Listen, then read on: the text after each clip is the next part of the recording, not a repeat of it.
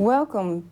Today we have an unusual show of an art form that most people have not heard about.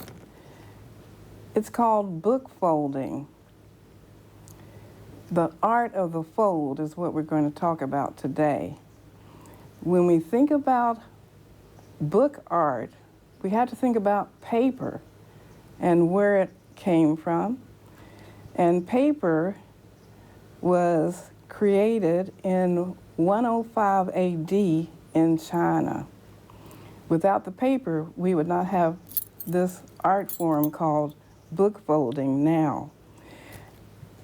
Luckily, here at the Windsor Community Senior Center, we have a gifted artist, and her name is Josie Rodriguez, and she has, as you can see here, mastered the art of the fold, which is a craft that is intriguing, to say the least about it.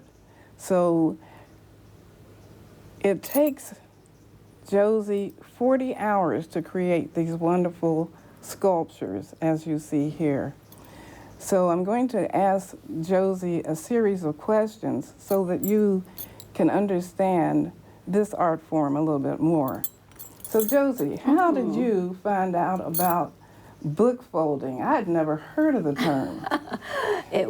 It's almost like an accident because I was going into YouTube looking for a recipe of a Philippine food, and it happens to be the recipe for coconut. And coconut in my Philippine language is buko. Buko, B-U-C-O. And so here I am with my remote, and I said, YouTube buko recipe. And boy, did it take me to book folding. And it happened to be a tutorial. So I just stayed and got interested. And after that, got a book, did it on my own. It was so crooked, and did another one, got better and better as I went through about 4 or 3 books, and then got so interested and started to look for more complicated designs. And these are the ones that I, have tried so far. And it's really a very calming hobby. I don't have to exert a lot of my arm muscles. All I have to do is have a quiet corner in my dining room with a good light, with discarded books that normally would end up in the trash. And so I convert them to artistic items that people would treasure when I give them to, when they receive the books. Do you have particular themes that you choose for your books? No, I don't. Because when I Google some of the patterns, if it strikes me, like for example, during Easter, I would be looking for some Easter designs, like the cross, and Christmas, the nativity set. And if I need to give a present to a musician, a dancer or something, I would look for something musical, just like one of the books here. So it depends on whom I'm gonna, make it for. So these treasures become gifts to give to others, and they get to experience the gift that you have in expressing a particular idea that comes to form. And it also reinforces the idea to value reading a book, because when you see how the book can be transformed into these objects, it helps people to understand another level of how a book is a total entity in and of itself that can be used as a forum for us to appreciate the written word. Historically, when it comes to print, the first book that was printed was in 868 AD. Wow. And then in 1600, origami was invented in Japan. And in 1950, that's when origami became a very popular art form. And then in 1964, magazine folding was invented. And in 1999, book folding with patterns became a thing. And in 2001, the first computer pattern maker was developed. And then Kindle was born in 2007. And then all the way up to 2014, measured patterns were invented using marks and cuts and folds. And you seem to have mastered all of these things. How long does it take, Josie, for you to complete one of these creations? Guesstimate would be about 40 hours, but it's not a straight 40, you know. Like I would spend like 30 minutes doing the folding, and then I go on to another chore and just pick it up later.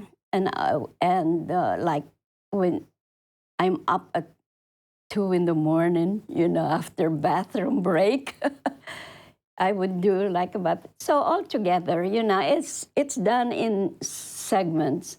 But sometimes when it's getting nearer to the design, that's when I couldn't stop. I want to see right away, you know, the complete design of the book.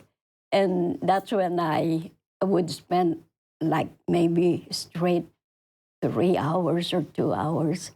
But it's a clean hobby.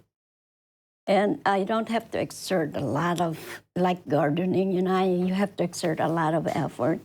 And that's how it kind of make an addiction for me, almost an addiction. But you know, it's something that when you spend a lot of hours, you see something. You see something that you did. It's not that, you know, after that you break the jigsaw puzzle and put them in the box, you know.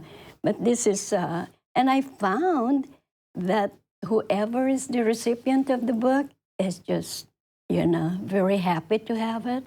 And right away they find a special place for it. And one of our friends bought a special curio cabinet just for it.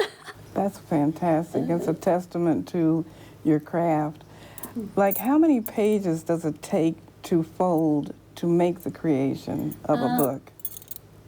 For an average design, I need at least a book with about 400 pages to 500. That's about the most usable number of pages in a book. But there are designs when I need more than 500. So, but then, you know, average is about 400 to 500, which is starting to be hard to find because most of the books now are in the 300 page. And also, I make it sure that the books that I work on are discarded books. Books that normally would be thrown in the trash, but I save them. Well, that's good to know that you include the concept of recycling to protect the environment, and that's also built into the structure of your books. Now, are there tools that you need to use for these creations? Oh, definitely, yeah. From the professional book folders that I've seen on TV, on the YouTube. They have very architectural tools and kind of expensive, but almost tools for engineering students. But I don't know if I'm gonna be into it, so I just made my own. And it turned out to be really crude, but works. And this is one of the things that I made up, just a plain ruler, but I put a little anchor right here. So it will clamp on to my book, and, right away I can see that's where it stops, because of that thing. So I have to have something on the corner and a good pair of scissors. And also, this one is kind of really crude also, because that's where I, with the pattern, because it's page by page, I would, let me borrow your cut. So I would do that line, page 1, I would do this, page 2, and I have to have something heavy, because if I get up and it moves a little bit, I'm gonna lose my place. So I found this bar of candle, tape it onto a board, and it stays where I left it. And as the book is being worked on, you have to hold the pages of the book. Like for example, right here. So I'm already working on that part. I need something to hold it down because I'm be working on this. So I got this thing, just lay it out there. A sock. Is this a sock? Yeah, with something. And so as I work on the page, lift it, just go like this. It's an extra hand, like that. And with the professional book folders, they have that strap of metal that it's really sophisticated, but this one works just like this. Well, I don't know what other people think about it, but I get excited just looking to see this come to life. It's like coming to life as you create it. Yeah. With the volume makes you feel like you are sculpting. It's like a sculpture. Yeah. Could you show us some of the books that you brought today? This is just a small collection I hear of yours. Yeah. So to start with, book folding, there are different ways of book folding, and one simple way is to cut pages of books, and with little rectangles and squares, you can make a little bouquet of flowers by gluing all the parts, and that becomes like a flower. So this is a bouquet of flowers And made out of pages of a book on, what are these, pipe cleaners? And what is this in the middle for just a little bead. Little beads. But this would be a good bookmark. Or a flower arrangement. Flower arrangement, or you can even put it in your hair if you wanted to. I can see that your imagination is required to do this. And for those who haven't tried it, if you want to test your imagination, this seems to be a good place to start with a book. And another way of folding is something like this, where you can create like a carousel. And this is another type of folding pages. And I just made up this carousel because I don't have the horses. So I just put my Santa Claus. And another way to do it is to make a bird cage. And just put, pictures of birds. Because a lot of calendars have nice bird pictures. And this one is very interesting because this is from the books from churches for the weekly services. You can fold several pages of the book and make it into an angel. And with a little touch of, of wings, it will come out like an angel. And another type of folding is this one where you can make a teacup just by another way of folding, same way of folding, but like a teapot. And so that's kind of one way of folding pages. And this is the most, it takes a lot of time, this type of folding. And a sample is something with the musical notes and the nativity, which is my favorite. And for Easter, this one with the cross and he is risen. And the most popular one, most popular request is the teacher, which I kind of put my own twist to it, make the apple red and the leaves green, and of course the nurse and the family with the initial of the family.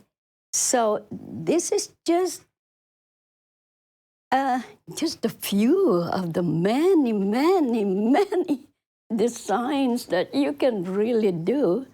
And so with this kind of hobby, there's really no way you can say I'm bored, because there's so many outlet of your artistic, prowess.